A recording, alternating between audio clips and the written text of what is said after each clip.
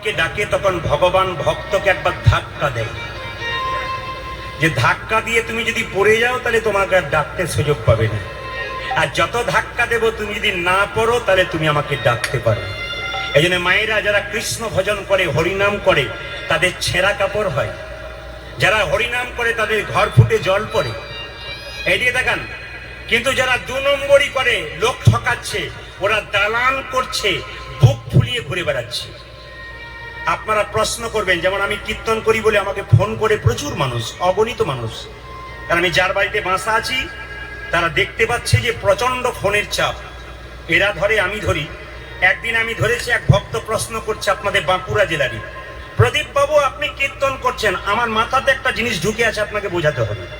বললাম কি? বলছে যে হরিনাম করে তার ছেঁড়া কাপড় হয়, যে হরিনাম করে তার ঘর ফুটে জল পড়ে, যে কৃষ্ণ নাম করে তার ছেলের অসুখ হয়। কেন এমন হয়?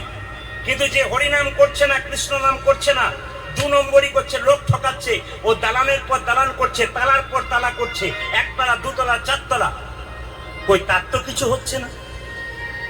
সঙ্গে সঙ্গে বললাম আপনার প্রশ্ন যেমন সুন্দর, আপনার উত্তর কিন্তু আরো সুন্দর। বলেন কিরকম?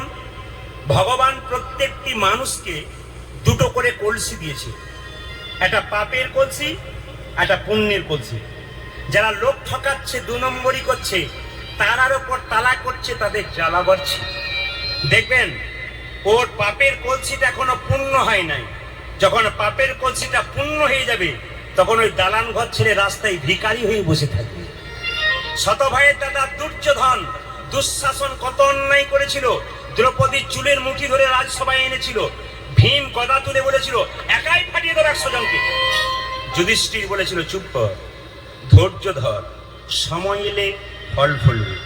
এত অপমান সয়েছিল, যুধিষ্ঠির মহারাজ কি ধর্ম ছেড়েছিল? এই জন্য যারা ধর্ম করছেন, কষ্ট পাচ্ছেন, ধর্ম ছাড়বেন না। আপনাদের পুণ্যের কলসি যেদিন পূর্ণ হবে সেদিন দেখবেন আপনারা অনাবিল আনন্দ পাবেন। ভগবানের চরণ আপনাদের নেতাই গৌর হরি বল। এই জন্য আসরে যারা সাধুগুরু বৈষ্ণব এসছেন ওদেরকে জিজ্ঞেস করবেন, গাড়ি বাড়ি টাকাতে যত না আনন্দ আছে, নামের মধ্যে তার মধ্যে বেশি আনন্দ আছে।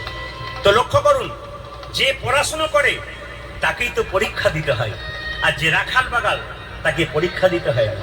যে ভগবানের নাম করে তাকেই পরীক্ষা দিতে হয়। মায়েরা, 1 ভরি সোনা অভাব আছে বাড়িতে, দোকানে বিক্রি করতে গেলেন, দোকানদার তো দেখবেই এ সোনার মধ্যে কত খাদ আছে, কতটা সোনা আছে। আপনি ভক্তি সোনা ভগবানকে দেবেন, ভগবান তো পরীক্ষা করে দেখবেই আপনার মধ্যে ভক্তি কত আছে, খাদ কত আছে।